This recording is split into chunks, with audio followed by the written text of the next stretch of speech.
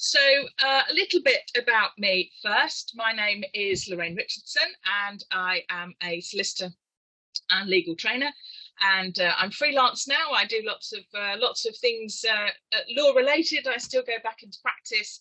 I write books and I do all sorts of interesting things now, and I've set up my own company, Adapt Law Limited. So if ever you need to get hold of me, or if you've got any questions arising from the webinar, please do contact the lovely team at MBL, or just drop me a line directly, whatever suits you. But what I want to talk to you about in this session is some of the sort of pitfalls and things you need to look out for in relation to auction conveyancing, because really since good old Homes Under the Hammer set us all off on that path, and that's a program I still love, I have to say. Don't watch it nearly as much as I'd like to.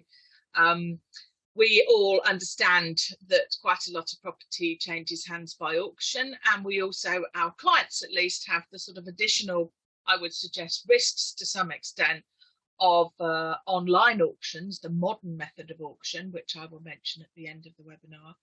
But selling a property at auction can seem like a quick fix for the seller, and a buyer might think they can sort of bag a bargain if they go to auction. But I think, as we all know, to be fair, auction properties are often at an auction for a reason, and we as the conveyancer, you know, we've got to be able to advise our clients properly. So hopefully this webinar will be of use to those of you who are experienced but need a bit of a refresher, and for those of you who perhaps only deal with auction transactions occasionally, that there'll be some hints and tips that you can pick up.